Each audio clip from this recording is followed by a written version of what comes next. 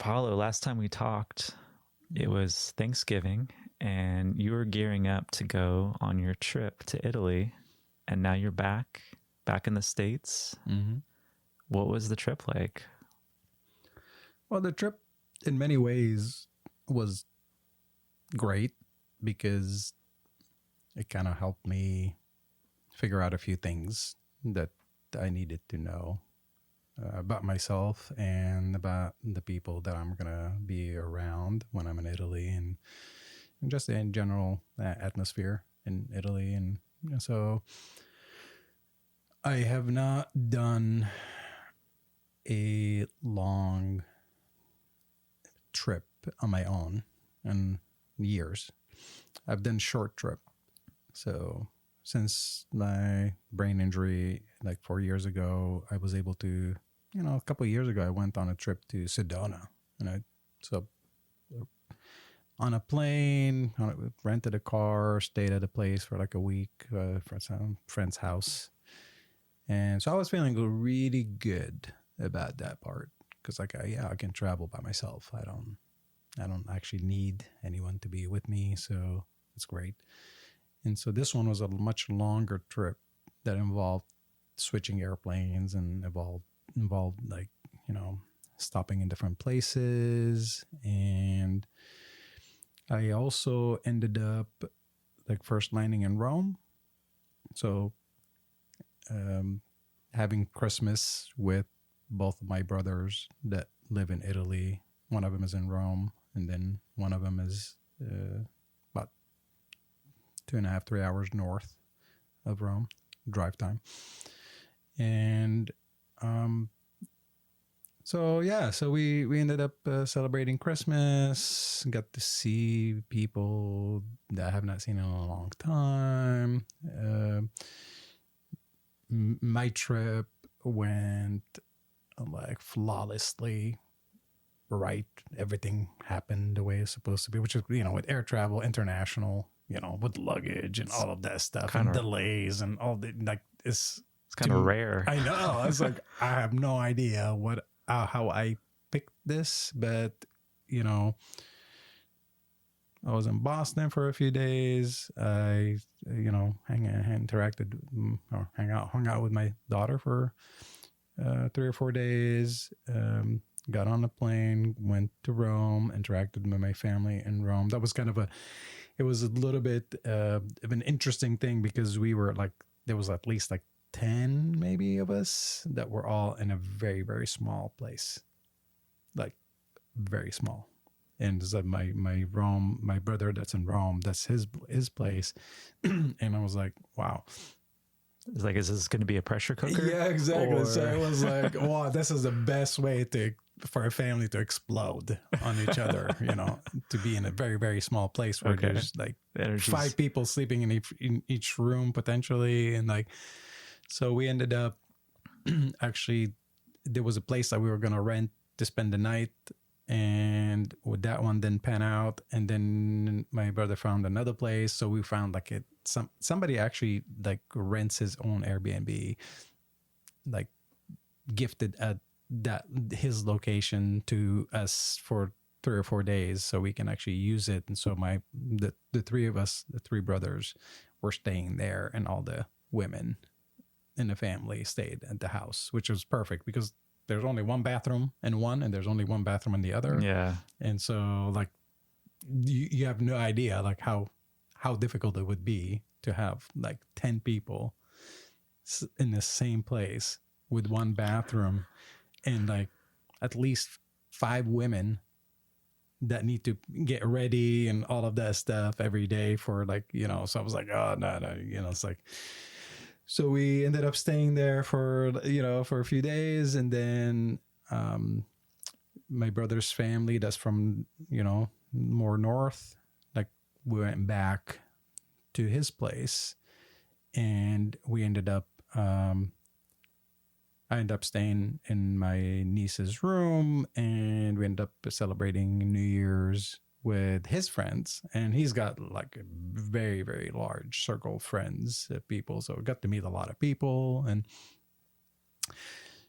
yeah, so I had like it's kind of an interesting thing. It was like a beautiful area where we actually celebrated New Year's from the balcony into a plaza. It's a very, very kind of a nice condo, and then there was like fireworks right there. And so it was cool. It was like it turned out to be a good way for us to celebrate. And I'm trying to remember, I don't think I've had that good of celebration in like 2 or 3 years. And so beautiful. Yeah. So that sounds great. Yeah. And so I ended up staying with my brothers. They're getting older. This brother that is and then living a little bit more up north is 10 years older than I am.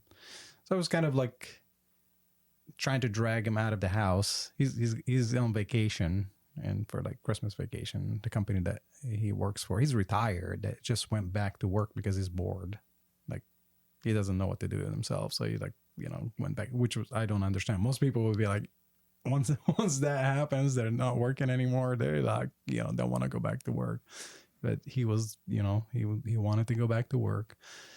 And I mean, it's helpful. Helps him buy another car. And like he owns the house. He has 3 cars, and like he's set. He doesn't have really issues like financial. So, but anyway, we ended up, I was in a situation where if I wanted to do anything, I had to do it by myself. And so that involved like me taking trains. And so that was another thing. It's like I ended up going to places like the Cinque Terre, which I hope like if you ever go to Italy, and I don't know if you've ever been to Italy, that would be one of the first places that I would recommend for people to go, which is a beautiful area with 5 little towns that are all used to be accessible from the ocean. I mean, from the Mediterranean. Interesting. And so these were towns that were like very, very like they go back to medieval times, and they actually built their towns in that place specifically so it's not accessible from other parts, and it's not accessible from the ocean. It's from the sea, because it's underwater. There are rocks everywhere, right? And so unless you know exactly, and we're talking hundreds of years ago, unless you know exactly how this whole place is set up, you will run into big rocks in the water, which the town people then would go, and the ship that is sinking, they would steal its stuff, and they will take everything that's in that ship. So that was kind of part of the story of these towns, is that that's how they protect themselves. And if you try to invade them, you're most likely going to end up hitting rocks. You're going to sink. They're going to probably take your stuff. So it's kind of interesting because like some of these towns, they're just regular buildings made out of cement a lot of times, right? And they're painted in very attractive ways that they look like they are these villas, these amazing structures, and it's all painted. And so if you look at those towns from pictures, they're very attractive places, but it just makes it a lot more vibrant for somebody to see from the sea, to go, oh, this is where the rich people live. We need to attack, and they end up attacking the attackers. So it's just kind of an interesting thing. It's a little trap in a way there. And it's so, and there's a hike that goes between all the 5 towns.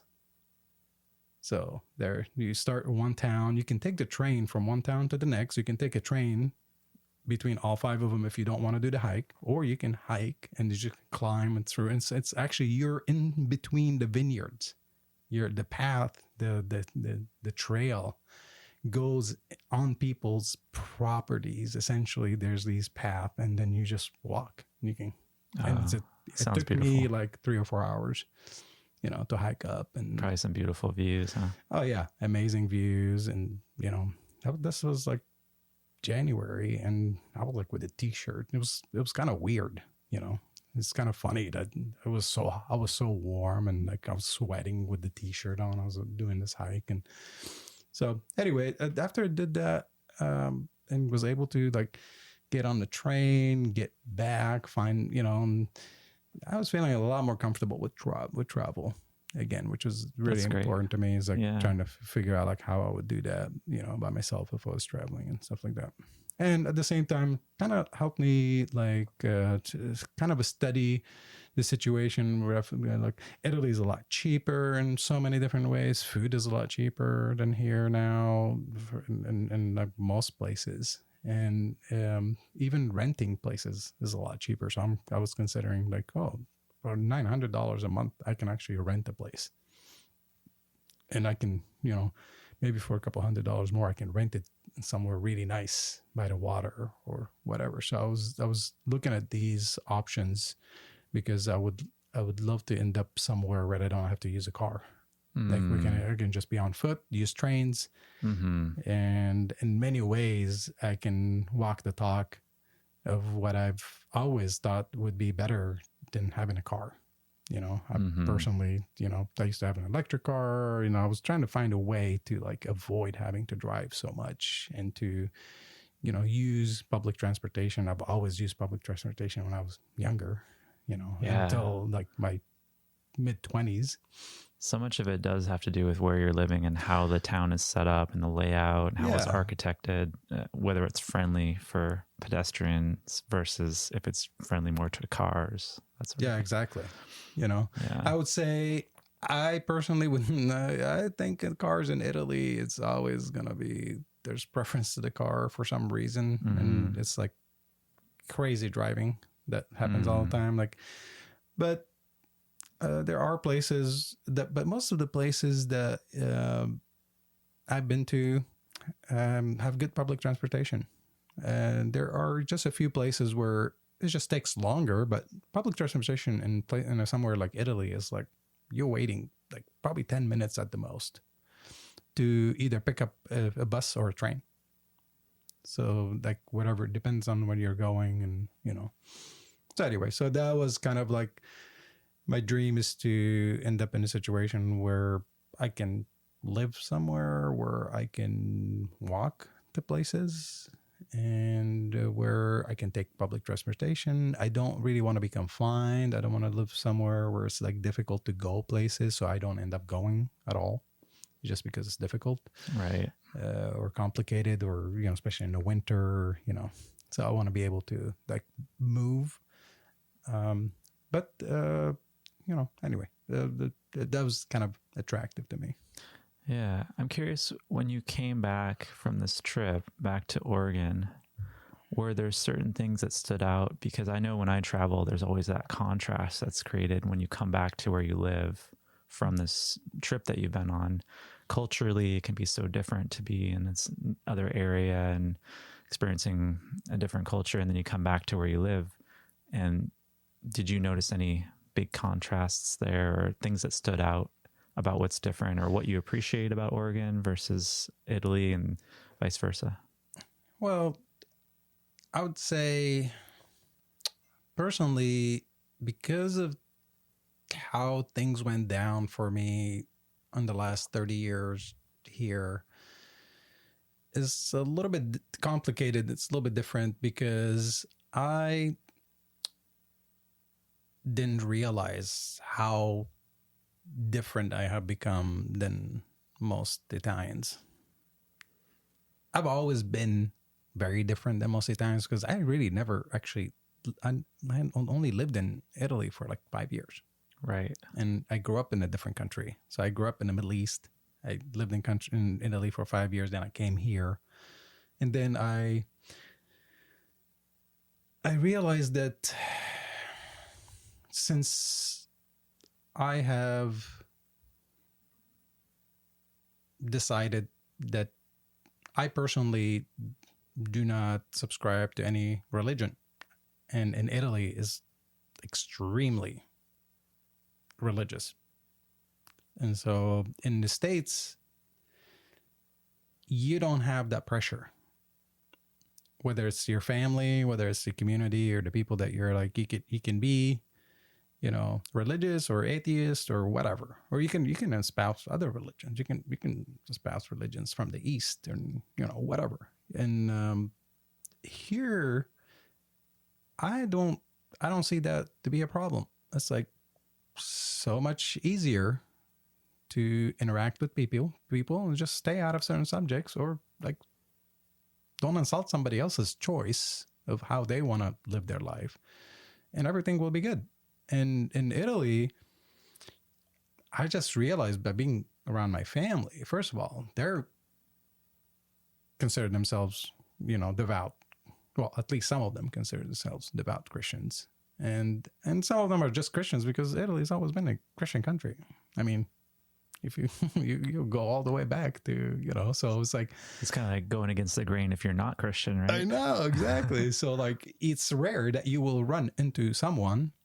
I mean, they might have different obvious political views and things and like the way society and our country should run and stuff like that. But when it comes to like what they believe in, Catholicism is like pretty much, I mean, the Pope lives in Italy, right? In Rome. That's where the church is based. Ground zero. Yeah, exactly. So anyway, in many ways, I just realized, wow, I'm so different. I'm so different that I have to watch everything I say. I have to watch everything I like. I was surprised, for example, that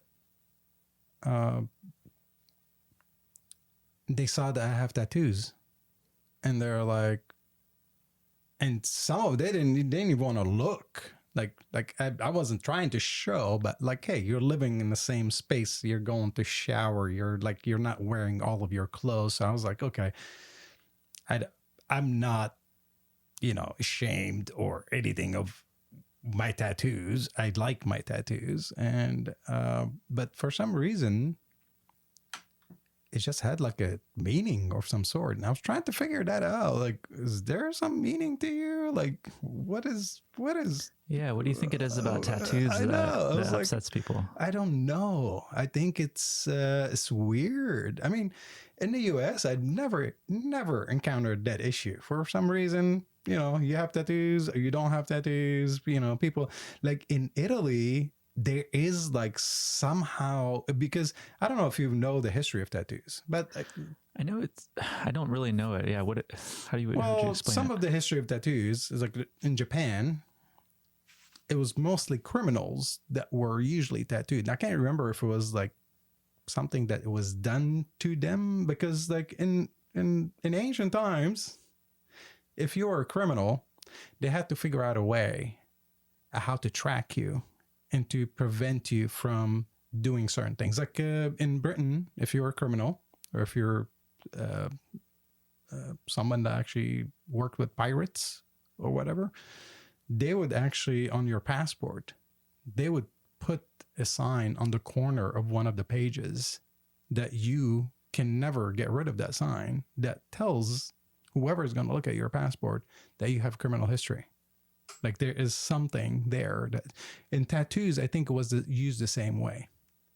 So there are certain tattoos that are put on, criminals or somebody that was convicted of something that would essentially alert somebody else that these people, because you can't get rid of it. Tattoos, like those are the things that, passport, you can only have one passport, right? So you can't get rid of it. So you have to, and if you like rules of passports, you can't have like a ripped page. You can't have like, so you can't really rip the corner of, so there was, so I think there is a little bit of that. I'm not sure that that's what they're thinking, but societally in general, there is either people that are, at least the way I've noticed it, is that there's people that are like totally into tattoos and look at them and like, and there's people like totally against tattoos, and there's like really negative, nefarious type meaning to it or something like that. And I was like, I need to know, like, I want to know what you're thinking, because this is just a tattoo. This is just ink on my body of something that I care about, that I wanted, to have there. What prompted you to get your tattoo? What was the inspiration? Well, that's kind of interesting. I never got a tattoo. Like my kids, I the only rule I had for them when it comes to tattoos is that once they turn 18, they can do whatever they want with their body. But until then, like my rule was like, wait until then. So number one, you have thought better about what to put on your body, what you want to put on your body. And number two, you have to have the money to make it, to have a tattoo, right? So they're not that cheap, depending on, what kind of tattoo you're getting. It might be very expensive. But for most part, it's just kind of like, think about it. Once you reach a certain age, for me, I didn't actually have a tattoo until I was like 50.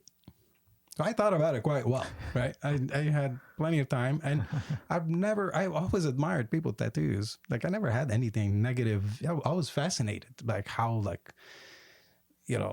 there was even a drink, like I think it was a brand of rum that was essentially the back of the label on the bottle was all these famous tattoos of tattoo artists that, essentially showed all of his tattoos. And I've seen plenty of people, with really beautiful art, and there's like some with like really crappy art as well, like something that's like they regretted it from, like, and there's some people who actually ended up with tattoos that they didn't even know they were getting, and that is hilarious. It's like when somebody's getting tattooed and they're not even aware that they're getting tattooed, and then they wake up and they have this. Because they were blacked out. No. Because I mean, it wasn't like an experience where it was done against their will or they're forced or whatever, or they weren't, it was one of those things where I don't know what happened, but they're like, yeah, I have no idea what happened here. I was probably high or whatever. And like, I don't think there was a blackout kind of situation, but it was one of those things where somebody didn't remember that, anyway. So wow. That's another way. Sometimes it can happen. I'm pretty sure it's rare, but yeah. So anyway, it made me think like, I don't really have that, like, it's not like I got offended because I have tattoos. It was just because it's like, come on, we can talk about it. If you have something against it, like, tell me, like, let's kind of like air it out a little bit. But it's kind of silly to judge somebody, like, and I actually, because most elderly people in Italy would probably be against tattoos or whatever. I mean, some people have opinions about things. It's kind of weird, but it's a very strong opinion about things. I remember having a conversation with my other brother, and the guy that was visiting from the building is like an old friend that somebody he knew for a long time, like, saw my tattoo, and asked my other brother if he would ever have a tattoo. And it was kind of a weird situation where my brother was like, oh, I would never have a tattoo. I was like, what are you saying? Like, you're not being accused of anything. I'm just your brother who has tattoos. That's it.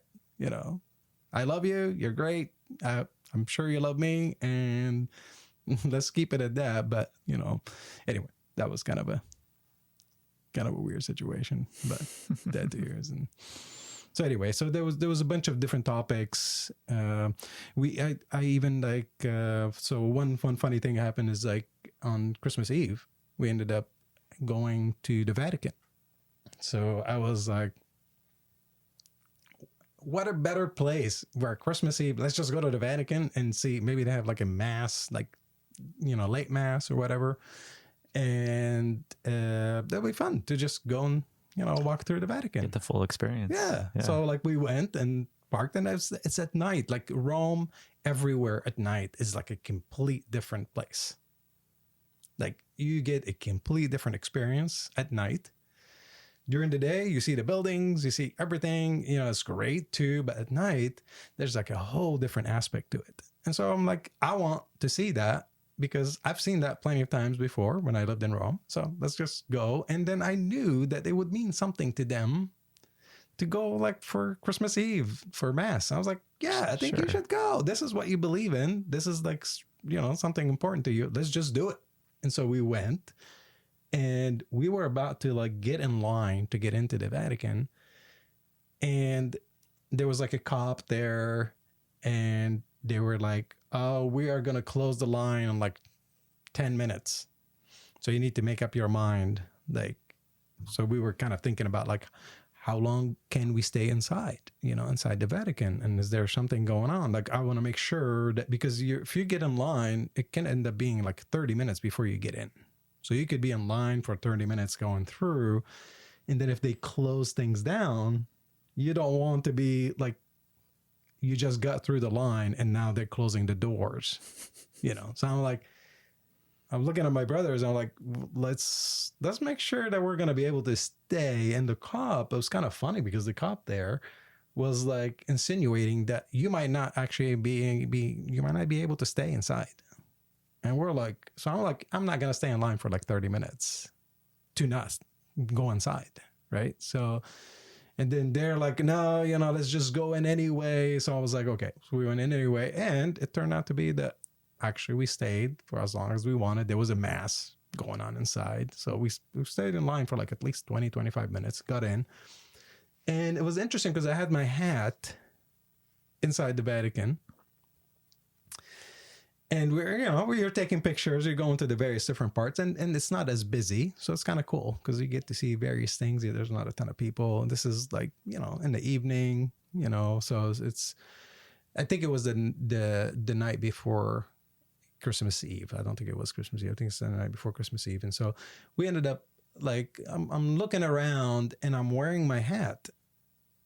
My hat is pretty small, and like I'm bald. Right. So I'm just wearing a hat. And most of the time I'm wearing a hat because it's cold. Like it's colder than for the average person. You'll be shocked like how much of a difference it makes to have hair. You would think it was how thin your hair is and all of that. That warms your head. If you don't have hair, you're cold. Yeah, I never thought about that. Yeah. So I'm like, I'm wearing my hat. So I'm inside and I'm just used to wearing my hat all the time. I don't want to carry it in my hand. I have like a backpack in my hand or something. And so I was a little bit, I was a little bit miffed because at some point in time, one of the cops inside like comes and asks me to take my hat off. And I'm like, what? So I'm like, I'm like doing everything to help my family coming for like, for a mass at the Vatican. I am not interested in the Vatican itself and the mass. But I'm interested in making sure that they're getting their experience, at the Vatican.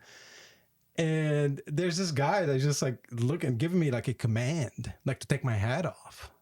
Because it's apparently, I forgot that it's illegal apparently to have a hat on in the Vatican. And I was looking around and there were other branches of the military inside of the Vatican all wearing hats.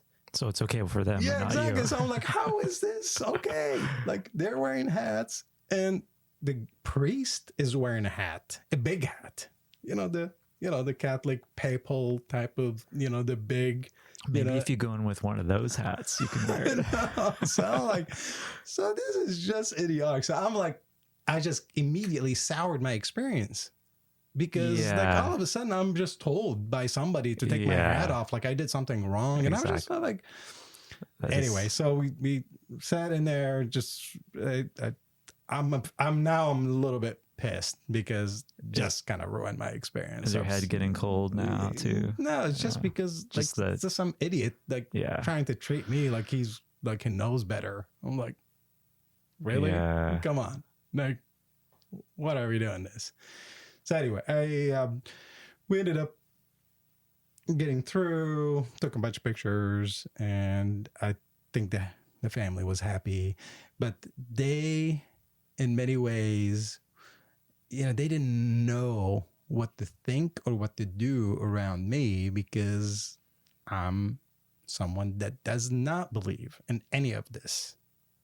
But I'm okay with whatever you believe in. I don't believe it. You believe it. That's your thing. I used to believe a lot of things. I actually was a Christian missionary at some point in my life. So I'm not going to be a hypocrite and try to tell somebody to be different than what they are, because I probably would not want anybody to tell me to be different than what I am, right? So I was like, okay. So that was kind of part of the difficulty in Italy for me, is to like, I would have to essentially hide the fact that I don't believe in any of this that they believe in, and kind of, respect it, and, which is fine. I've been to plenty of churches when I was there too. I like to go to some of these churches just to check out like the various architecture and stuff like that on the inside. There's some places that I've never actually been before, so it's kind of cool. But just trying to just kind of like figure out, like, can I survive in a place where there's so much emphasis on the religion and the beliefs and God and Jesus and all of that stuff, and like, and not feel like an outsider and somehow looked at as my brother looked at my tattoos, and had this, little bit of a whatever reaction, I couldn't understand it. Like, we couldn't even talk about it, which was funny. But do you have a spiritual framework that you look at the world through in particular that you've kind of made for yourself, or where are you at with like spirituality? It's very good that we're doing this now, because I have decided very, very, this is one of the things that I'm sure about now. I've always had this path that, religion was around me. Many religions were around me. Catholicism was strongly around me. And then I became, Mormon, and I became a missionary. And then I just became an atheist when I was like in my late 20s. I've decided that there's no way that I can be part of, especially Christianity, to start with. That's all I know. I mean, it's Christianity and Islam. Islam, I know for sure that's for me. Like, I used to live in the Middle East, so I have a direct experience with some of the things that happen there. And so I decided that, there is when I look at them fundamentally, it's something as important as religion, being religious. What are the things that you follow? What are the things that you adhere to? What are the things that you do and don't do? And I just realized that, number one, when it comes to Christianity, it's a male-dominated, in general, organization. Like, how did I not know that? But it was in front of me all the time, right? So I was actually trained and taught to be okay with it. And that's actually the way it works. Men are in these high positions in the church. They make all the decisions. And women have to succumb to those decisions. And in general, there's a contract. Actually, for people in a particular religion, whether Catholicism or whatever it is, Mormonism, Orthodoxy, whatever, there's this contract where men accept this role and women accept their role and accept the role of their husbands or sons and, male, leaders. And to me, that is just insane. That is a construct. At some point in time, that became the norm. But that is not how things started, as humans. Do you think part of the problem is that people aren't questioning constructs enough? They're just going along with it because it's what was handed down. Yeah, exactly. Kind of yeah, I think in many ways, if you're born in a religion and you support it, you continue it. Like, for most of us, you spend most of your 20s I mean, not your 20s, most of your life up to age 20 around your family. And in your family, if there is a particular inclination of some sort, whether you be religious or non-religious or atheist or this or that, you are going to end up following it. And you are going to, in many ways, and I don't say this in a negative way, but it is a form of brainwashing that's happening early on in your life, because when you're very little, your parents are teaching you how to pray, they're taking you to church, they're teaching you the rules, what you can do, what you can't do, what you can't think, what you can't think, what you're, all of the various things that you have to do to prove that you are a good member of that religion. Right? So they immediately get into your sexuality. From very early on, they distort that immediately to you. And they say, you can't have sex until you get married. That's for most religions. You cannot have sex with another member of the society that you're in if they are your same gender. You have to adhere to that, right? And so there's other good things, like the amazing things, like don't steal, don't kill, which is great that we have some ways to brainwash people out of behaviors that could be destructive, right? But at the same time, there's all these additional flavors and behaviors and things about what you can eat and what you can't eat and what you can do and what you can't do. Can you dance? Do you know that there's certain religions that you're not allowed to dance? Incredible to me. Yeah, just yeah, like so strange. Yeah, like in religions, like think about Jehovah's Witnesses. You can't celebrate. You can't. There's no like if there is like birthday parties at the school, you have to notify the parent because the kid cannot be there, and so there's all of these constructs, all of these things, right? And it's mostly. If you're an adult, like, and I'm saying somebody, over 20 years old, and you're making decisions to restrict your life or to do certain things with your life in a particular way, more power to you.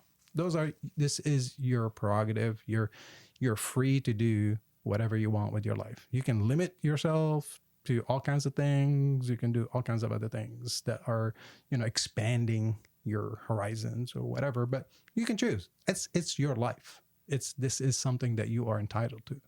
But for somebody that is born in a particular system where all of the rules are now essentially taught to them, and it's a form of brainwashing because you're being told the same story over and over again, reading the same book, getting the same, sermons, so, I mean, I say the same sermons, but, they repeat themselves.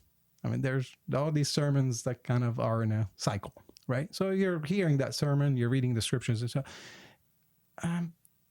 that to me does not work. And, I was participating in it at some point in time, unfortunately for me, but I learned from it.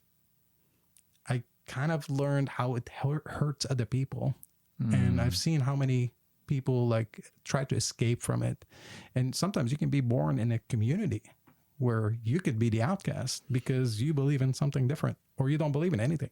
And then also now you're evil, right? So because you don't believe in anything, you don't go to church. Like, could you imagine if you live in like a small town where everybody goes to the same church every Sunday and you're not the one that's going to church? Everybody's going to know. And you're going to be the talk of the town because, oh, do you know that Sean never comes to church? And do you know that Paolo did this thing the other night or whatever? And he was like, so it's kind of like, no, we're in bigger society. We are bigger cities. You don't have to worry that much about that. But at the same time, it's like, why do I have to accept these things? Like, why does anybody have to accept these things? Yeah, that's a good question to ask. Yeah. Like, well, it's good. It's good to have your own beliefs, but it's not good to impose your beliefs on other people. And so for me, even all. So one experience that I had, Sean, that's very important to me right now is thinking about,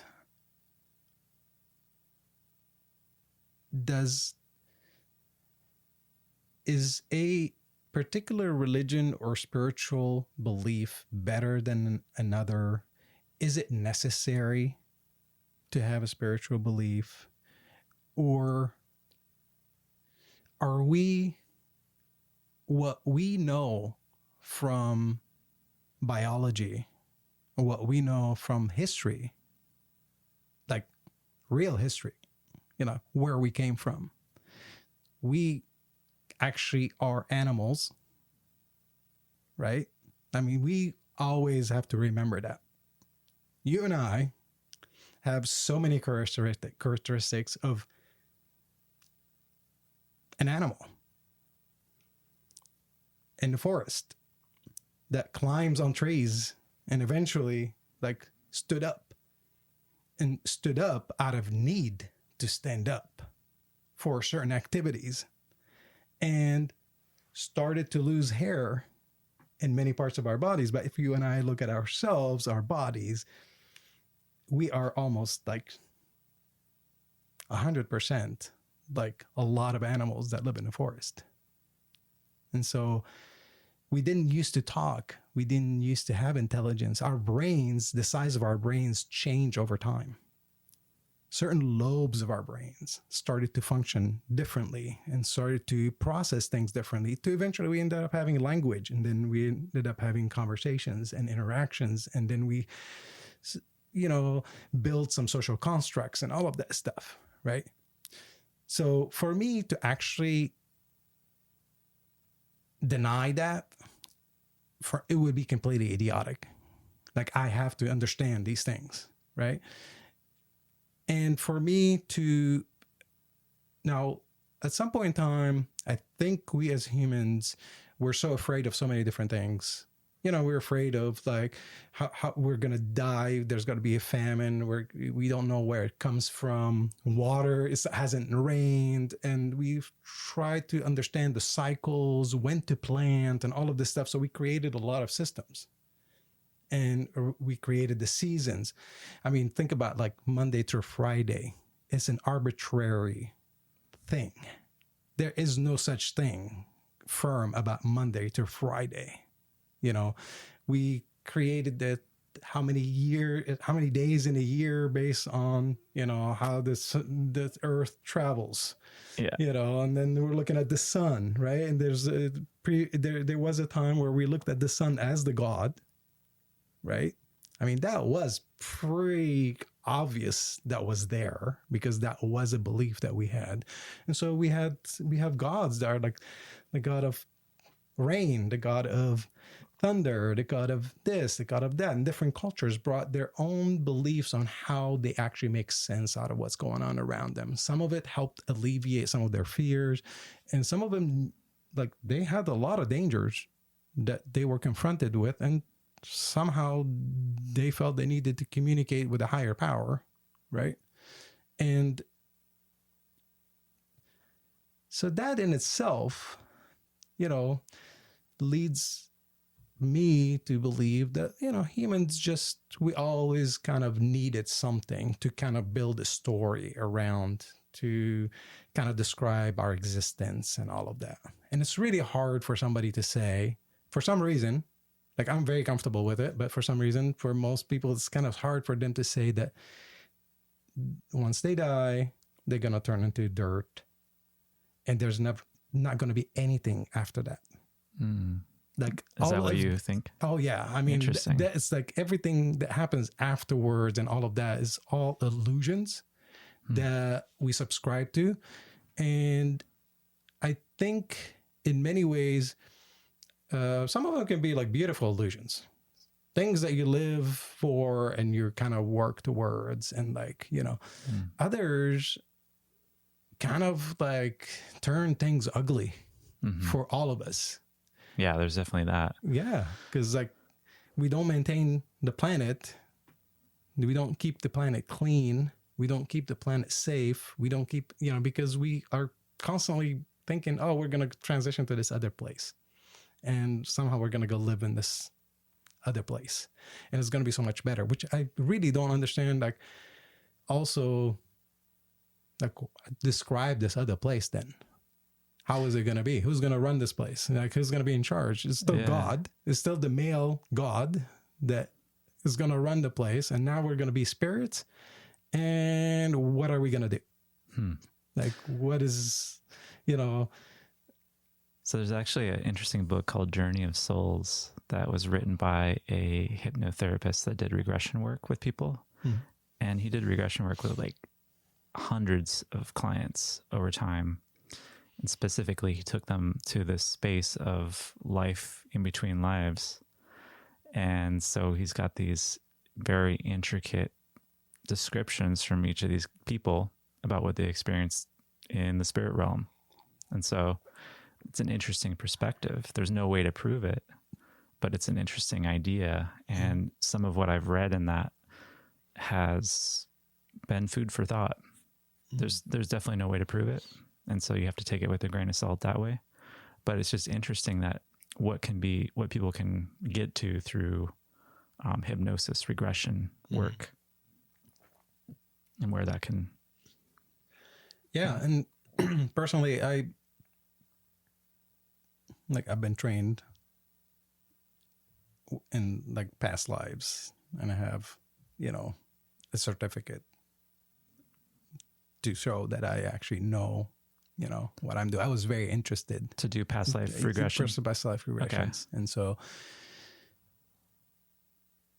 there was always a mystery for me because but it was interesting enough for me is like past lives and past life regressions and these beliefs in past lives.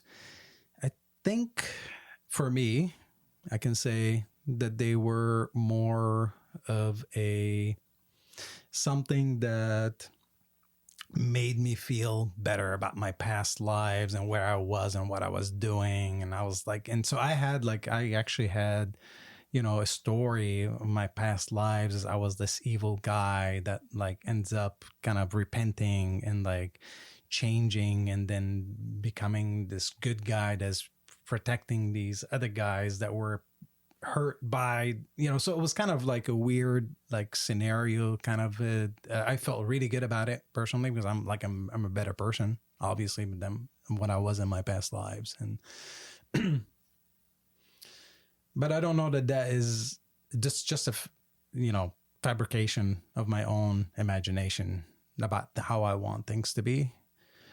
But yeah, I've read a lot of books about past lives, and I've done the certification myself and sat through. And I even have there's a video that I watched that's kind of helped set the stage for, to do past life regression and to walk the whole process. It's actually beautiful if you want to experience it. I have it. And it's like, the funny thing is like, I do it usually now. I would do it after, like if I take psychedelics, and it's just, I never see anything about past lives. I never experience anything about past lives. But what it does help me reflect about my own life. There you go. And so I'm actually reflecting about myself, the things that I don't do well, the things that I don't do right, the things that I do right, the things that I believe, the things that I don't believe, and why, and all of that. And at the end, when I'm done with it, I feel so much better because it's a form of meditation for me. And so that, to me, I use it more for meditation. Interesting. Than I use it for to get connected to my, past lives, trying to figure that out. So anyway, again, I totally get it for all of these beliefs to exist because so many of them I subscribe to. And so, but I also know that some of those beliefs, so I want to tell you in a recent experience that I had that was about past lives, that was extremely difficult for me to go through. And I will keep the names and people out of this, but a person that talked to me, a very good, nice person, like super nice person, very good person was talking to me. And I was telling about how, this person, he or she felt about past lives and, experiences that they had. And what it does, I guess, indirectly, it creates a situation to where if you were to say to me, like, why do I have cancer? Or why did I get abandoned in my childhood by my parents? Or why was I, if somebody tells you, well, because of past lives, that's why you have cancer. You don't know why now, but you'll find out later in your future life that this is the experience that you had to go through. Now, for some people, including myself, saying something like that would feel like completely normal. If I listen to that right now, I feel completely offended. And not for me. I feel offended for those poor people that you're walking right by them as they suffer. And you are telling them, don't you worry. It's something you've done in a past life. Yeah, it's really hard to hear. And it's like, you know how insulting that is, to tell you if you have cancer, it's your fault. It's a past life. It's something that you've done like in a previous life. Therefore, I'm not going to, I'm going to let you simmer and die or whatever. And I'm not going to help you because you need to experience your past lives. And that's how, Yeah. And there's no way for anyone to know why someone has cancer, why someone's been abandoned. There's no way for anyone to know someone else's personal journey. Exactly. My own personal beliefs, I do think that I do believe in past lives, so we're different that way on our beliefs. But that's okay. This part of why we're having these conversations is to see different perspectives. But I tend to think of this place as Earth School, and prior to our incarnation here, we actually have this co-creative process where we're setting up parts of our life, a certain trajectory for our life to learn certain lessons and to grow as a soul and to gain experiences. That's kind of that's how my lens that I'm looking through. But you definitely cannot tell anyone that they chose this or they did this in a past life and that's why it's happening, because you still don't know what their journey is. Mm-hmm. Yeah. And to me, just, what something like this does to some people, I'm not saying to all people, but I'm saying some people, is to numb, their compassion towards something that's happening to a person. Right. So it becomes a bypass. Because exactly. Yeah. So it's like, it's like, for some reason you're paying for something, or you're having this experience because and so it's like, instead of being in the moment and being like, how can I support you right now with what you're going through? Exactly. Right? So to me, the response would be to the person that is saying that would be like, okay, how about you that are having this great life? Don't you think that in a future life, you'll be looking at this moment and you will be disappointed that you did not find a way to actually provide some compassion and maybe help this person? That is something is happening. I'm mostly, and the reason why this kind of affected me, this conversation that I had with this person, if we're talking about things that you do later in your life, you commit a crime, you commit a rape, you commit this, you steal, you whatever, and there's like the consequences and all of that stuff. But for a small child, a baby or a small child or a 5-year-old, to go through, and then you telling them later in their lives that what they went through is just, they're supposed to learn a lesson or whatever, and then that's going to help out for their future life. And it's like, well, what if this person doesn't have the same belief system that you have? Right. And don't you think that's insulting, what you just said to them? I mean, Yeah. you should at least refrain from saying stuff like that. And you And I can think choose not to help or not to do anything, right? Yeah, I think that's the key right there, is to refrain from saying something, even if you're so sure, because of your own belief systems telling you, this, you still don't know, so you shouldn't say anything. And Yeah. you should just show up if you can to provide support and compassion for what the person's going through. That does seem like the way to go.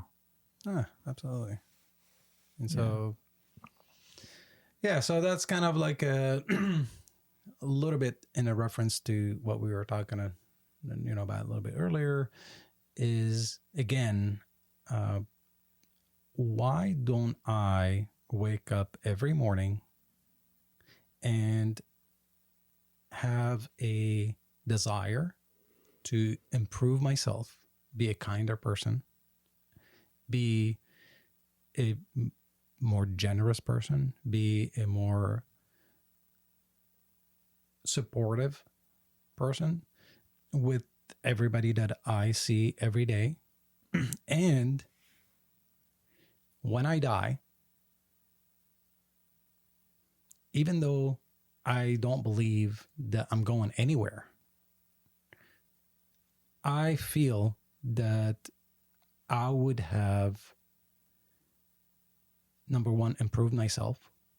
I would have lived a good life that provided opportunity for other people to live a good life and live a kind life and supportive life. And I got the most of what I needed or wanted to get out of this world. And I, in many ways, provided a vehicle for other people to do the same, no matter what they believe, who they are, what color they are, what gender they are, right? So those are the things that, like, I don't have to have some reward for being a good person. That is already a reward itself. Feeling good about yourself. Absolutely. Feeling that you are a person that does not harm other people, that does not even harm them in ways that are not just physical, right? That validate their experience, that validate their existence. And I'm not going to be able to help everybody, but I'm going to be able to help someone.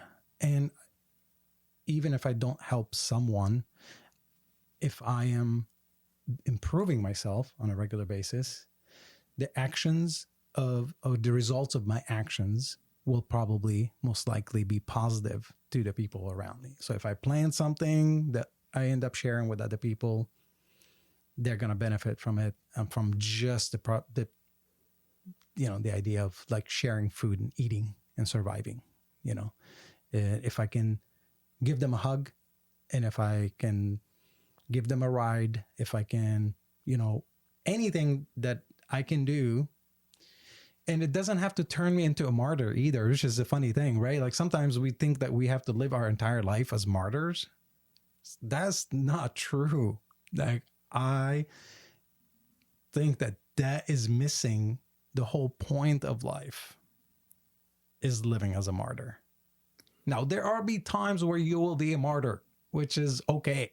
Like, it's okay. A lot of people have been, but I'm hoping that it doesn't involve losing your life as a martyr. But like, you could be, you can be laughed at by an entire group of people for the things that you do, potentially like going to help somebody. Maybe helping a druggie that's on the sidewalk and you're giving them a sandwich.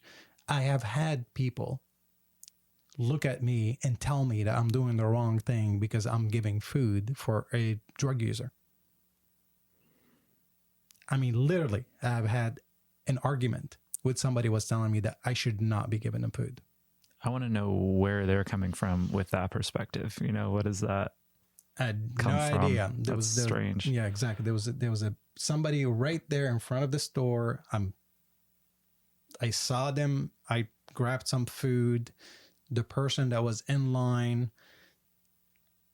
understood for whatever reason, because I guess I was talking to the cashier about like, you know, grabbing this food to give it to this person, and like this woman that was standing in line was like just shaking her head, telling me like how I'm helping, you know, druggies and blah blah blah. And I was like, well, I'm giving them food, I'm not giving them drugs. So if they ask for food, I gotta trust that they're hungry. Yeah. And so I'm gonna give them food.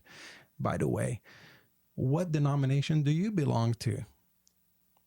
Would they encourage you to give food to a person that is, you know, hungry, that's on the side of the street, that's on the floor, on the ground, and that's in pain probably? Or Yeah. would that be the right thing for you to do?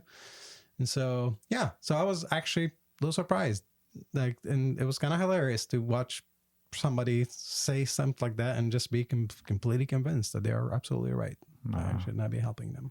What are some of the things you're doing these days to improve yourself, like more recently? Some routines or different things you're getting into? Well, I think probably the biggest thing that I am focusing on to improve myself is to actually listen to what people are saying and pay attention to what they're doing, and not come to direct conclusions that is for this or that reason or whatever. And just to trying to train myself to not go to these programs that have already gone through in the past.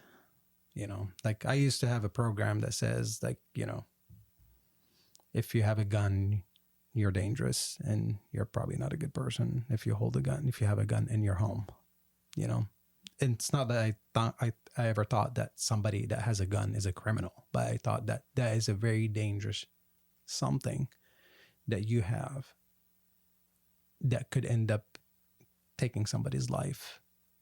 And so I'm anti-gun, but I have to also think about that because there's a lot of victims of aggression that need that in order to protect themselves, right? And there's even the need when certain countries go against and fight and try to kill people in another country, where guns are going to be needed to protect themselves and protect, you know, their families. And so,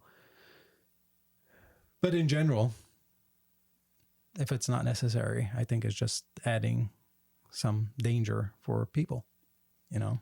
And but I have to really think, like I used to be very strict about that for myself, and for I was thinking for other people, like if you are my friend and if you have a gun, I'll probably be cautious about being in your house. And primarily because where do you keep it? Do you have it in a safe? You know, and does anybody have access to it that other than yourself? And would I be in danger? And would anybody be in danger? You know, if you were to have a fight with your spouse, or if you have a fight with your son, or if you're, you know, your neighbor, would that cause you to now go directly to the place where you have a weapon? And would you use it? And more often than not, it's being used in that way in this country, at least. In other countries, I'm not sure how it is, but I see it and I hear about it on a pretty regular basis. And a lot of times the victims are children and women. So people that can't necessarily protect themselves very easily. And so that is one of the beliefs, right? I have, you know, certain beliefs that, again, certain people are have a lot more difficult life than I do. It's just because, so I have to make sure, even though they may say or do things that I may not agree with, you know, I will not follow, but I do know that this part of the population belongs to a group of people that is endangered. So how can I find a way to not think so much about what they believe and the things that they do, but to just understand the fact that they are a victim, right? So you can be again, like if you're a person that is black, or if you're, you know, as a person that is gay, or a person that is whatever it is that is different than what is accepted as societal contract by most of the people in the country or in the world, you know, try to find a way to still support without casting a judgment on, you know, just because they're Christian and they're gay, that doesn't mean that I have to now not help them because it's different than my belief. It's like, no, the fact that they are being hurt, and they shouldn't be, because they did the same exact thing, or they did not do the same exact thing that I did or didn't do.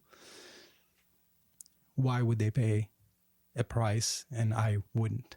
Why would they go to jail and I wouldn't? Why would they go bankrupt and I wouldn't?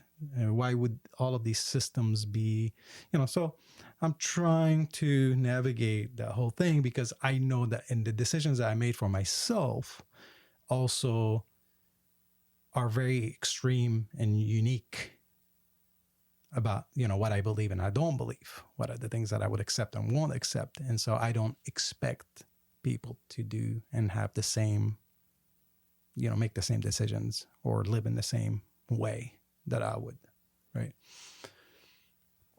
Does that help? Yeah. As an example. Yeah, that makes sense.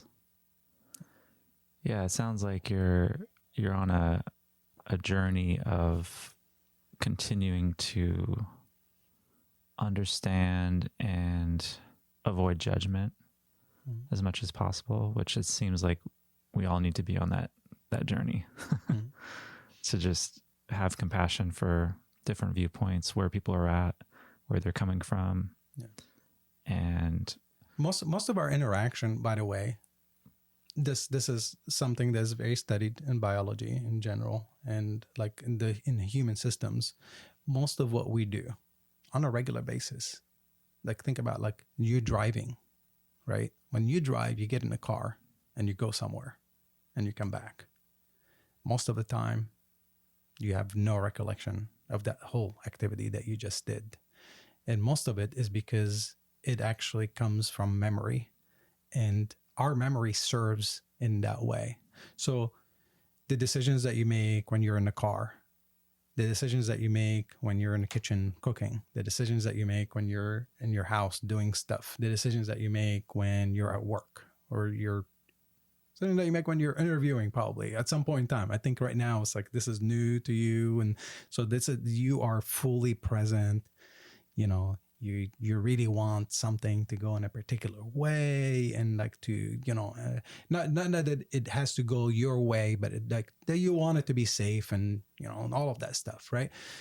But at some point in time, everything becomes part of how our memory works, and our memory runs our lives in general, right? So you don't think when you go to the bathroom, how I'm going to do this, you know? It's a very, very well known activity that you do on a regular basis, that your brain already has that memorized.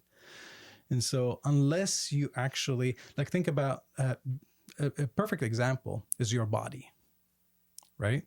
If you're like, when I go and have a massage, I immediately feel and realize like there's some parts of my body that are like affected by an activity that I've done. But I never feel it until I have somebody actually working on that part of the body. And I feel the pain immediately, and I feel like discomfort, because I was like, oh, wow, I did not realize that like my legs were sore, you know, and all of that. Attention's being brought to that. Yeah, they were sore the whole time. Our body has only 6 or 7 At least they say 6 or 7. I think it's less, but there's 6 or 7. Like you could have a pain in your body and not feel it because your body can only handle up to a certain amount of pain in your body, like different parts of your body being in pain. Right. So you can have like a headache, a back pain, a toothache.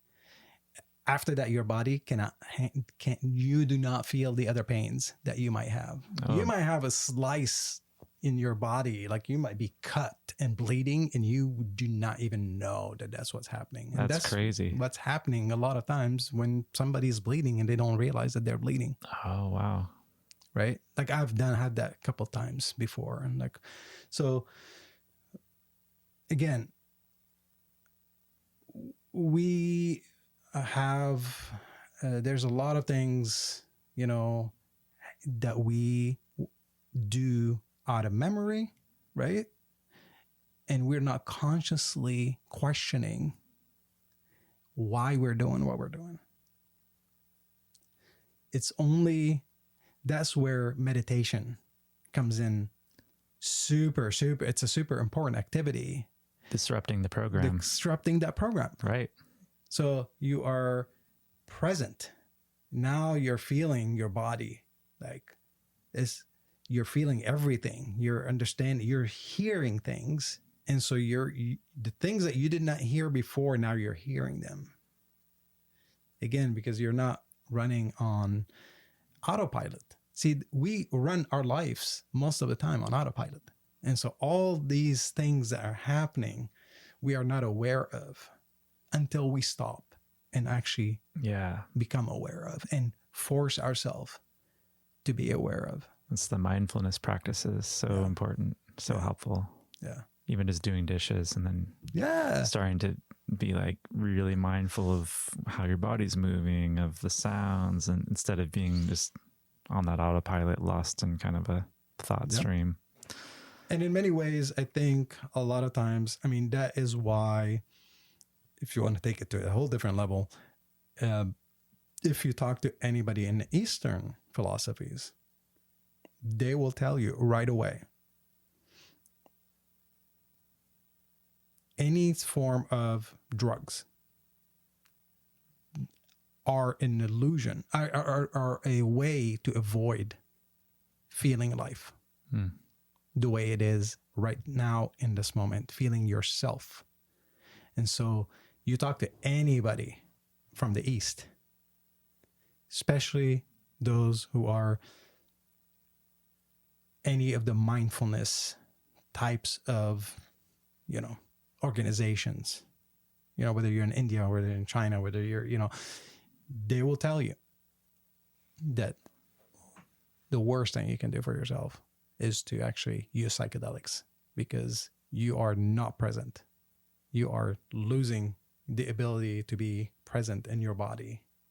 And so, although for me, it'll be like, it's like, no, there's so many aspects of it. I like to be in that space. I like to, But I feel like as long as you're not using it as an escape from daily life, if you're using it as a tool to go deeper into certain things, then it can be positive. So they have their belief structure operating that like all drugs are bad, and and so it's just another belief system and another perspective, which valid for them, but for other people. And it's not like they don't have their own drugs. They have just as many. Think about it, like opium.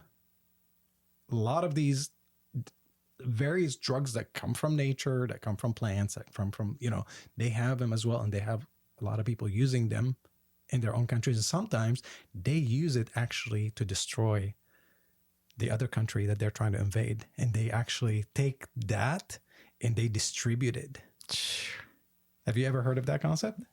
I've heard of it being brought in the inner cities, with the different drugs that were brought in by forces that wanted to disrupt things. So it was used regularly in Afghanistan. Opium was used regularly as a way to like maintain order of some sort. I read that and I was just, it blew my mind because it makes sense. If you have people that are taking these substances, especially if they become addicted to them, Yeah, the addictive.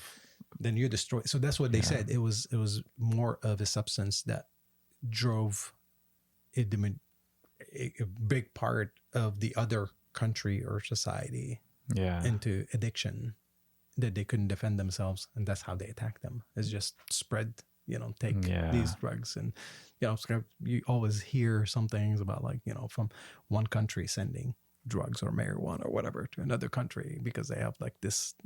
Look, some of it actually makes sense if you send. When will humanity get to the point where that's not what people were thinking of doing? I know. Come on, like trying to destroy other countries and all I this have stuff. never taken any psychedelic or any like marijuana or whatever it is that have rendered me more violent or more.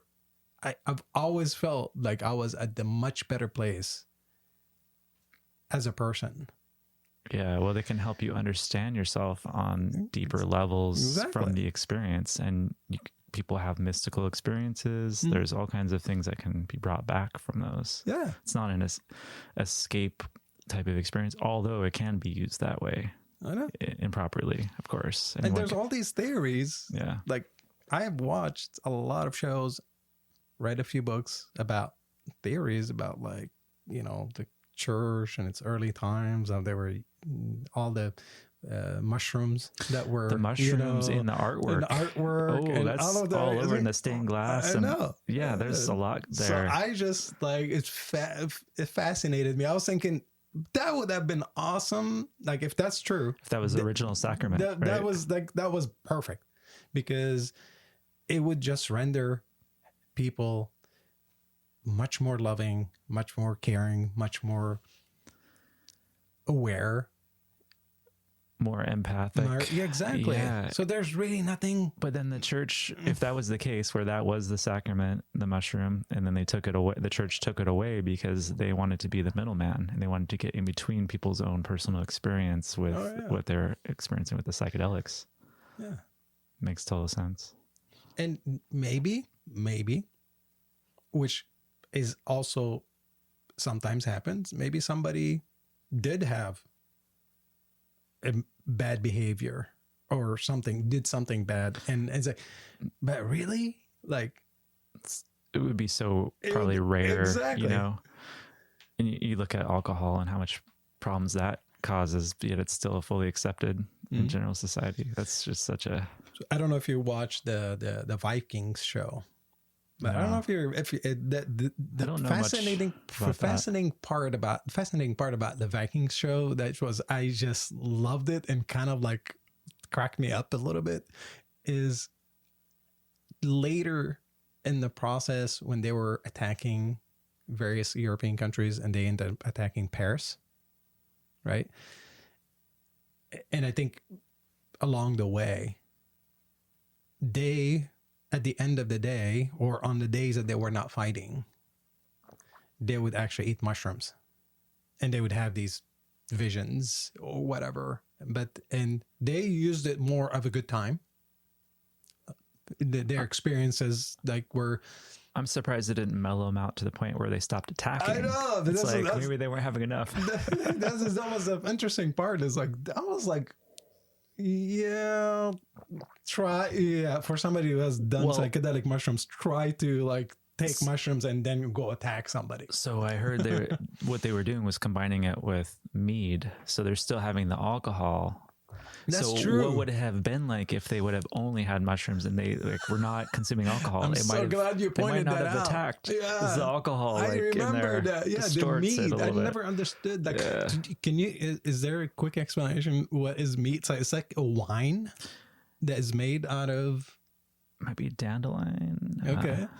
I forget what it. Oh, honey. It's honey wine. That's it. Yeah. Honey wine. So it's alcoholic. Mead is alcoholic. Yeah. Oh, okay. Yeah, for sure. Which I always like. I refuse to do a mushroom journey with anybody that's going to take alcohol. Like, I don't see why people would do that. It just seems Yeah. Maybe it's because they want to like smooth out the experience and the anxiety that they might be feeling, so they want to have like the alcohol in there, but it just seems like it would just distort it and like make it funky. So seems to me like my opinion about alcohol in general is that, you know, it is an addictive substance. And it's a depressant. Yeah. And it's toxic. It's toxic. It doesn't have a lot going. It does not have a lot going for it. I don't know why it's still so popular. I know. It's like, there's much better alternatives. I get tired like after like one. You go. Yeah. You get. Did I tell you the story about like when I was in Italy? Actually, do we have time for that? Yeah. Okay. So when I was in Italy, I got sick the first day I got there. So I'm having like this flu. And my niece gave it to me. Essentially, I get there, they're like, "Oh, she's sick. She's been sick for a couple of days." I'm thinking, is she pretending she's sick? She doesn't want to go to school, because that's what I would have done. And her mom, my brother and his wife are, you know, they're not divorced, but they are living separately in different countries, and they're separated. And so I was thinking, oh, you know, she's probably just like waiting for mom, and there's not a whole lot in school, and just staying. She gave me this hug, you know, and all that. And then I got sick. Like 3 or 4 days later, I was just starting to feel like the effects of the flu. Right. And so I did not want to drink. And in Italy, that's the other aspect of my trip. I'm so glad we brought it up. It was like I was almost committing a crime, but by not drinking, not partaking of wine. And I was like, so what I did, just kind of an FYI, before I left, I decided that, you know, I am not going to make big waves about anything, like the way I eat, the way I drink or whatever. And like I would drink flat out. Every now and then, I'm going to have some wine. If a friend is going to offer it to me, we're going to have dinner. I'm going to have a small glass of wine. I'm going to be okay with it. I probably will have a drink once every few months. Yeah, that's where I'm at. Yeah, like I'm sitting down. If I'm here, if you're making me dinner, yeah. If I'm making you risotto, Sean, and I'm making you all this stuff, I'm cooking it. Not like today. I'm just bringing leftovers. But like if I'm cooking it and doing all of that, and I have a bottle of wine, I open a bottle of wine. I would love for you to help me finish the bottle of wine, because I do not want wine sitting for multiple days, especially if I paid like $15-20 for the bottle of wine, right? Mm-hmm. So, but like in Italy, it's like so common, right? So it's served every night, at every opportunity, at home, everywhere you go, no matter what you eat, right? So the good thing is it's a lot cheaper than it is in restaurants here, so it's a lot better in that way. But I was trying to be very accommodating with my eating, with my drinking, and all of that stuff. And every time I said no to more wine, like I got this look of like, really? Like, this is offensive. Like, you're not taking what I'm offering you type thing. And I'm like, I just took some. I'm good. Actually, I'm not feeling very well. Actually, I should not be drinking at all, but I don't want to offend you. Like when I first got to your place, you immediately poured something. Didn't ask me. If you wanted to. Yeah, didn't even ask me. Like they poured something because it's normal. It's so normal. Yeah, exactly. It's like everybody drinks wine. So okay. So I'm like, on New Year's, I decided I was having a conversation with somebody. I was like, I don't want to drink. Actually, I wish I had like mushrooms or something, or like I didn't have anything. So like I didn't even have weed or something. I was like, oh man, I was just having a good time, just party and stuff. I was like, I don't want to drink though. I'm not feeling well, and like this is it. Like this is too much. I've been drinking almost every day, you know. So I'm like, and somebody told me, just pour a little bit of wine in your glass, keep it to like half. And then just leave it. Nobody will give you shit. Just leave it. Yeah. So it's so I did not drink all New Year's. I drank like 2 sips and left that glass in front of my plate on the table. And that appeased. That appeased everybody. So I'm like, dang, that was That's all such a it good takes. strategy. Yeah, exactly. Wow. And the same thing was like with food. Like I was like I did not realize how carnivore Italy is. Like my brother in Rome, his daughter must have meat Meat at every meal. day. Yeah. And I was thinking that was just him, the way his daughter is used to eating and what she wants to eat and stuff like that. But then I realized everywhere I went to my other brothers and everybody was making roasts and stuff like that. But somehow there was meat making it into almost every meal. So I was like, I can't do that. Sorry. Like I did that for like New Year's. I did that. I'll do it for whenever you have people over. You're making like, but every day, like, please don't count me in.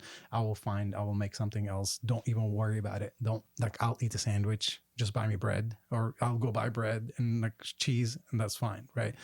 But so it was almost difficult for me. Like even I'm in trying to be so accommodating to not be able to kind of do whatever I wanted to do with my eating and drinking. And I was like, dang, this is so fucked up. Social This pressures. is so hard. And I'm like, I'm just doing everything you're telling me to do. You want me so I don't have to change anything, so you don't have to be uncomfortable. Like, because I knew, like, if I have somebody that's vegan come into my house, I have no idea what to feed them. Like, I have a friend that is raw vegan. No idea. I thought I could feed him. No idea. Like, other than providing some raw vegetables and fruit, I have no idea what, maybe, oat milk or avocados or something like that. But as far as I pride myself with like being a good cook and all of that, and I could not figure out one thing to do other than a salad, and even like I made hummus, and I was just like, I boiled the That's beans. a tough one. Yeah. So I was like, sorry. I thought I was doing the right thing. You can't eat it. Sorry. But it was funny enough. He did eat it afterwards, and it was kind of like, okay, whatever. But anyway, so that's kind of like, to me, it was like, wow, not only my beliefs of whatever are not being respected, are not being acknowledged, are not being even like, by the pressure to drink wine. Yeah, by the pressure to drink wine, eat meat, yeah. and do all this stuff, But I'm also being questioned as, like, are you part of a cult or something? I was like, there's a lot of people that don't drink alcohol. Come on. Like, and there's a lot of people that don't eat certain things. You'd be saying, are you part of the meat and wine cult? I know. So I was like, wow. So here, like, to recapitulate what we were talking about, like tattoos, no idea, could not figure out what people reaction, whatever, wine, eating, so these are all strange things. Like, to me, it was like, you can be whatever you want to be. Like, if I know, like, I pretty much have a pretty good idea of what you can and you will and you won't eat. And I like that. Like, you have some flexibility. Yeah. You're like, if it's ethically, raised, and if it's this and if it's that. So I kind of know like how to work around, and it works fine. It was like, because it's very similar to the way I look at things. So, but yeah, it was like, I was trying to be 100% accommodating, and they were acting like I was weird. So I was feeling uncomfortable. Should I feel uncomfortable by accommodating you? Like, and then you have to make fun. Like, so that's what I started to like. We had like another conversation. It was kind of interesting. I was with my brother, having coffee at a coffee shop on the beach, whatever. And him and I had like this really kind of, it's like we kept going on to like certain difficult conversations. There was a police checkpoint right there, right in front of us. And I was like, what is going on? Like, why is there something going on there? Like, did you hear anything like in the town? Because here, like, if you were to see a police blocking the road, must There was either crime or an accident or something. And my brother was like, no, they're just checking. Like, I was like, what do you mean? Like, Checking would what? would checking what? And they're like, oh, just checking. Like, to make sure that you have your license, to make sure that you have registration, but also to see if you might be a criminal. They're gonna they're gonna check for your ID and whatever. I'm like, so if I didn't do anything, as I was going through this area, I'm sober, I'm in my car, my registration is current. We have all kinds of ways to verify that, right? Am I still gonna get stopped? And he's like, yep, you could get stopped. And I was like, wow. And that I blew my top, because he could not understand what my concern was. I was like, well, I support law enforcement in taking care of things that they need to take care of in order to protect us as a society in general. But like stopping randomly people on the road that didn't do anything did not make sense to me. That gives power to this entity that I did not give them. And so we had like an argument for like half an hour. Like, I was livid, thinking like, you accept this? That you okay with this? And it was like, oh yeah, I totally would support it. Actually, I was trying to make it. So I was like, oh my gosh. His perspective is making him feel safe because they're doing that. Yeah. Okay. So that is like, we feel safer. Like, yes, yeah, there's ours there. I was like, what if these are just corrupt cops? Exactly. What if this is like, it's like you can end up in jail for doing nothing and whatever. It's like, yeah, well, that sometimes happens. But like, for the most part, I'm like, wow. Like, I'm a law-abiding citizen. I've never been arrested for anything. And like, I've got a couple of speeding tickets in my lifetime. But I used to work as a banker. My credentials have been checked 1 million times. I still do not want to give somebody more power and ability to do things that I did not allow them to. And the story that I heard on a regular basis, and this like for the umpteenth time, now I'm hearing it from my brother saying something like, well, if you didn't do anything wrong, then you don't have to worry about it. And I remember hearing this here by someone that said the same fucking thing. And I was like, so that is the illusion that you live under. That you only if you do something wrong, you end up paying the price for it. I was like, there's plenty of people that didn't do anything wrong that were paying for and suffering a consequence much bigger than they're supposed to. It's because we allow these things to happen. So anyway, that was kind of another kind of part of this whole thing. I was like, that was helping me. So the religion, the cops, I was trying to imagine how would I live in Italy knowing that all of these things are going on. Would it be better or would it be worse? Mm-hmm. Like, would I just be fine what I'm doing here? Or would I want to subscribe to all these things by going to a place like Italy? And it's like, that is an ugly part of Italy that I don't really, care for. And it does include a lot of things that I'm against. Interesting. So you're kind of processing all of that still and looking at what your next steps are going to be. Like, what excites you about living in Eugene?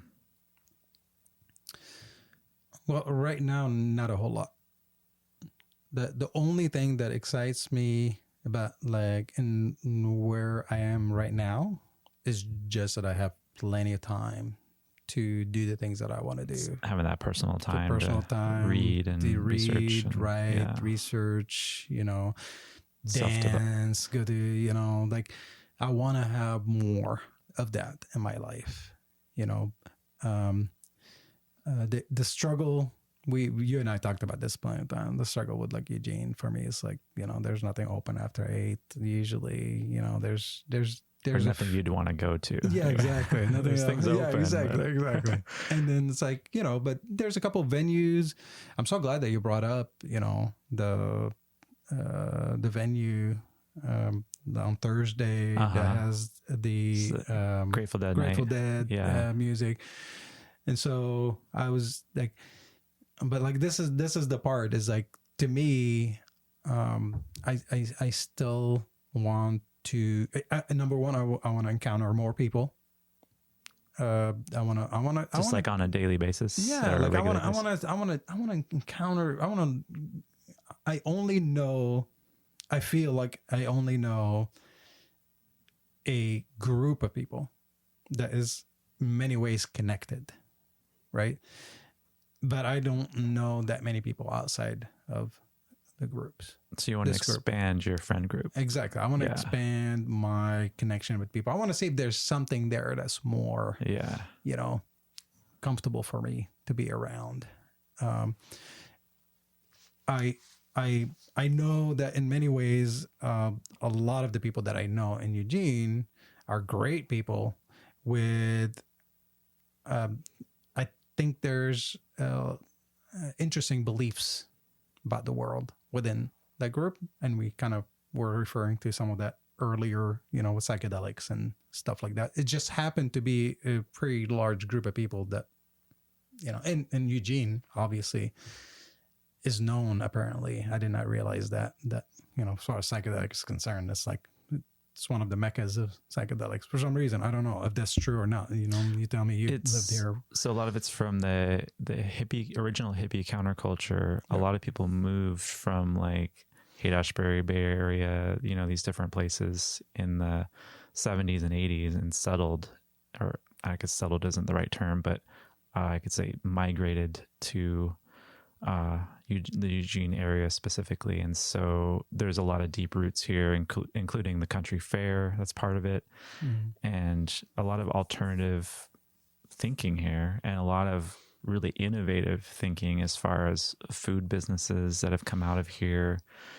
Natural food stores. Sundance started in the early 70s and it's been going strong the whole time.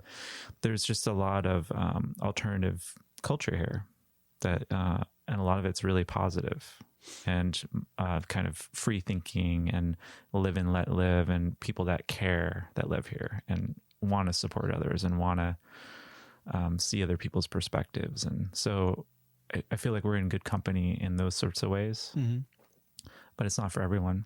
And some of the beliefs and the thinking might not be compatible, but for certain people it is very compatible. Yeah. So for me it's just like trying to figure out like how like I don't want, for example, I don't want you to feel like you have to be my friend because I'm part of the group or whatever. I'm hoping that you feel comfortable enough, that you feel there's some enjoyment, there's some benefit, there's some even socially. Like if it's not that way, like why would I want anybody to feel uncomfortable? Like, oh, like do I have to be with this guy? Like do I have to be around them? So to me it's like I'm looking for genuine, like, hey, if you like me and I like you and we do things together, I'll have a great time. We can, but if it feels like, oh, this guy, do I have to be there with this guy? Like whatever. I would not, I would want to be the last person. Like please, like why I don't want to be on either one end or the other. Oh yeah. Yeah. No, I understand like if somebody doesn't have friends and somebody is a good person and is misunderstood or whatever, like, and is harmless and we can do certain things together or whatever. Why not? Like, I can expand my ability, you know. But you know, it's kind of hard. It's like I would not want to be. I would not want to be. I don't feel like anybody should be actually like feel like they have to be tolerated. If I'm actually saying ever and doing anything that actually hurts another person, I would like to know what that is, and I'm like totally open to like I physically don't try to hurt anybody. I try not to do that verbally. You know, so whatever it is, like maybe the way, you know, I behave, you know, I don't know what it is. I don't feel like I put out that kind of energy.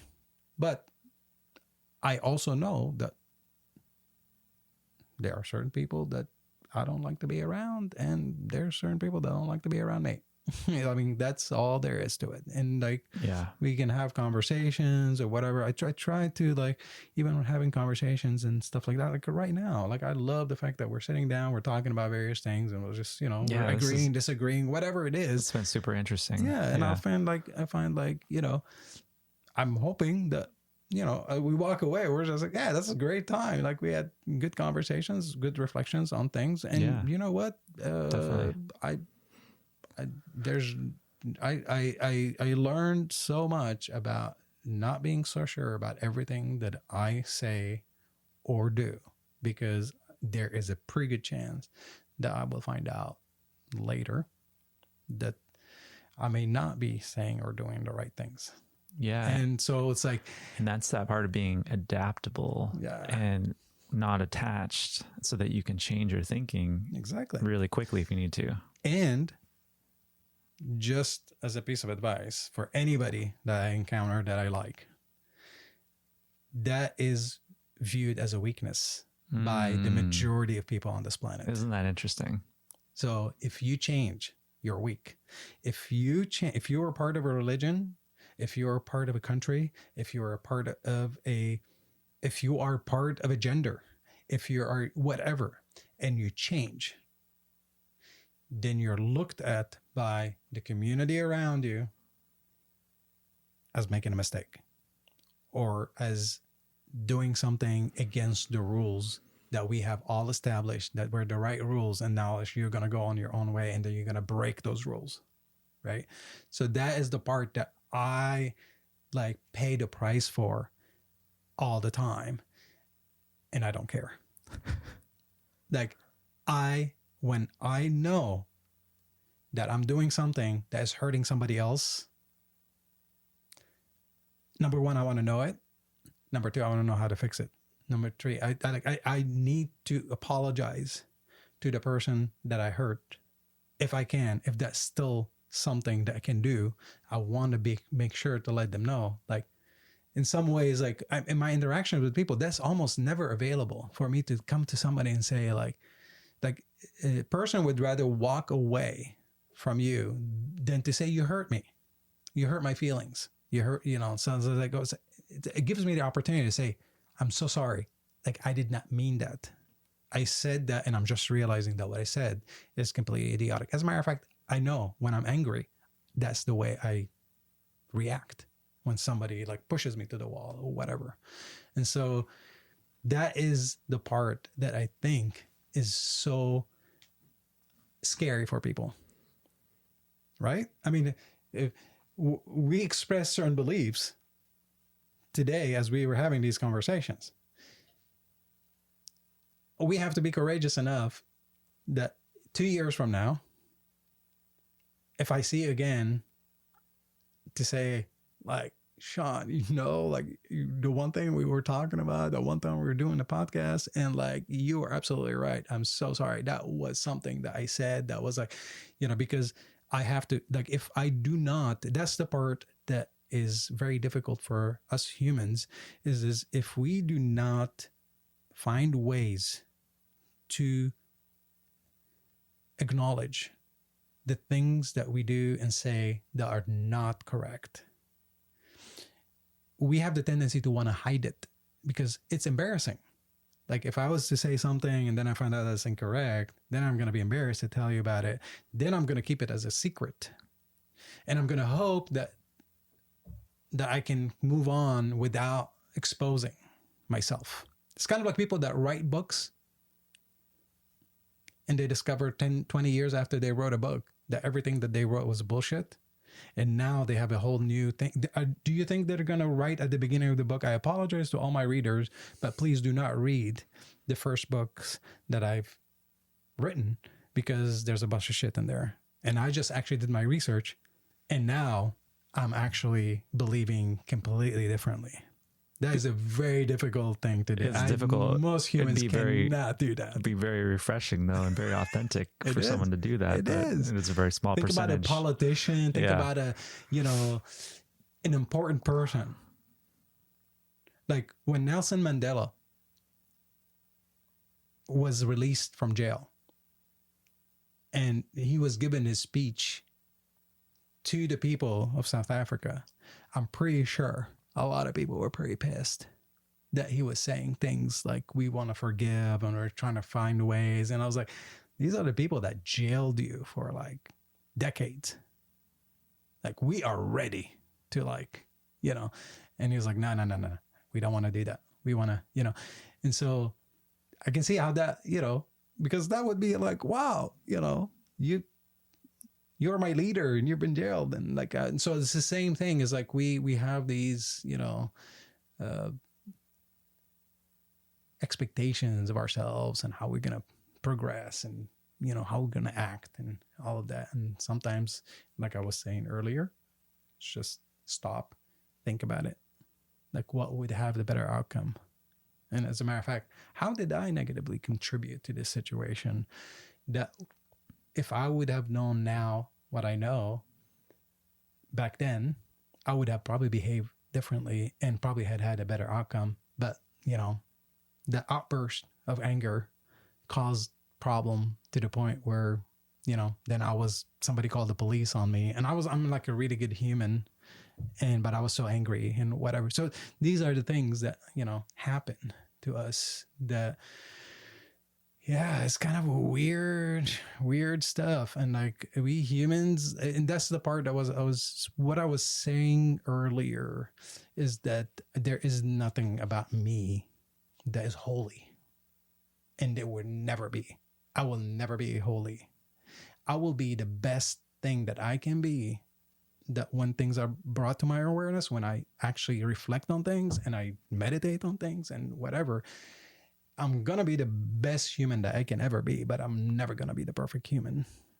And because there's so many things that I don't know, I'm not aware of, I haven't been around, like I don't understand. There's so many of those things. And I will probably have a lot of things that you might look at me 20 years from now, you'll be sitting across and we're doing another podcast and you'll be like, so how's that? And I was like, yeah, shit, still working on that.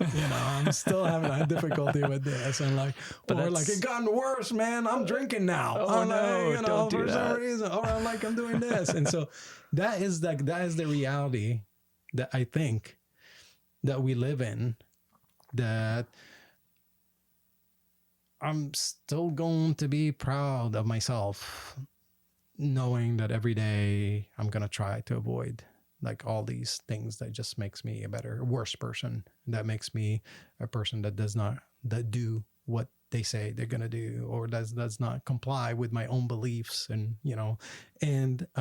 what I need to do right now in my life, and I think that's probably a good way to probably end this, is like what I want to do in my life right now is just have a good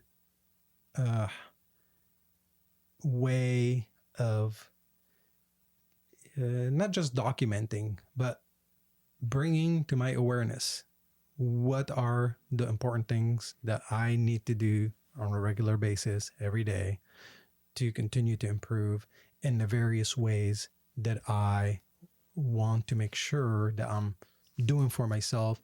I'm living by example to others, and I'm able to help other people.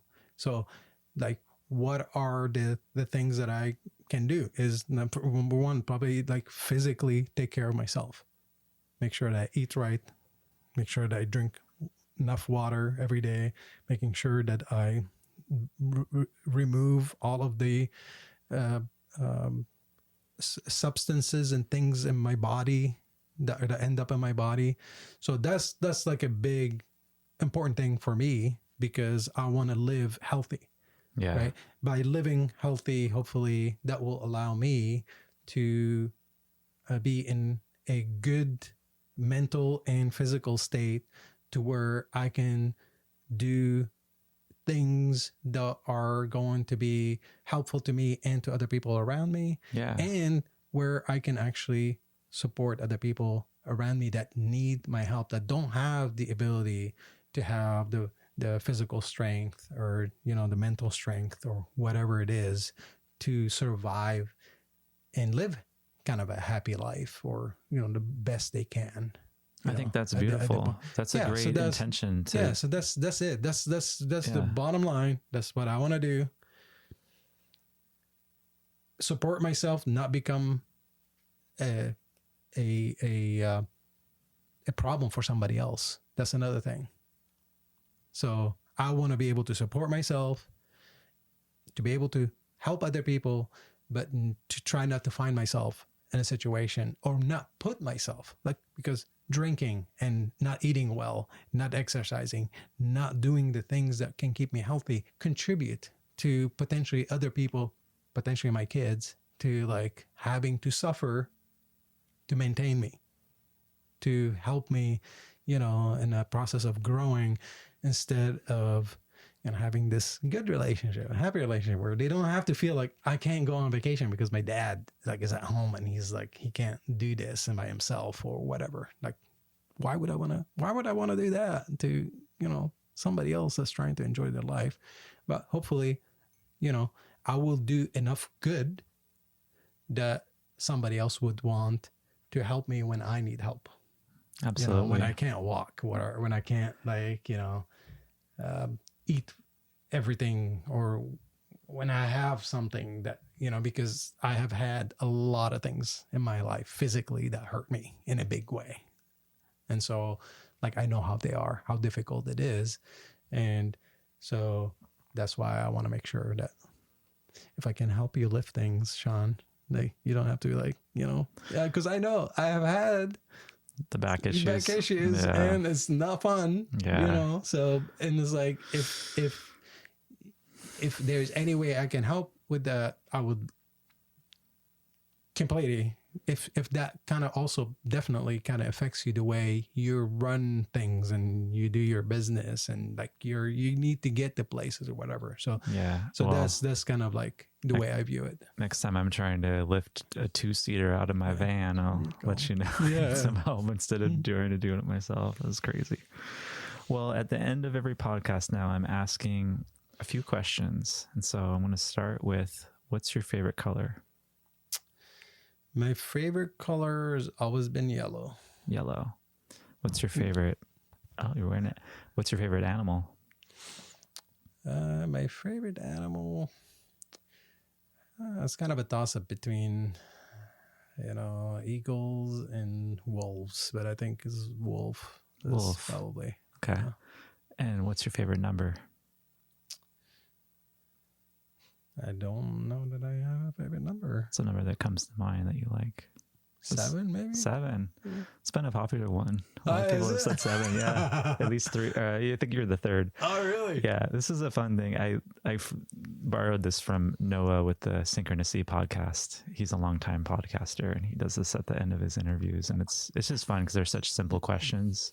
But some people answer them really quickly, and other people, it's like a hard question to answer. Like, I've never thought about that, or, you know, there's just different. Well, if you think about like maybe like the way a lot of times you structure your passwords or something like that, especially if they're numeric, you know. So now I'm thinking about it, I was like, I think a 3 is actually 3. Like sometimes I've commonly used. Yeah. But this is another for future podcasts. Numbers have, for some reason, have some meanings too. Like the way, like, the 7 this and the 3 this. The way it sounds, the way it looks, the numbers it makes, and then the meaning that those numbers have. Even and odd numbers and all of that. There's like so many different meanings, you know, to all of that. Interesting. It's kind of an interesting thing. Yeah.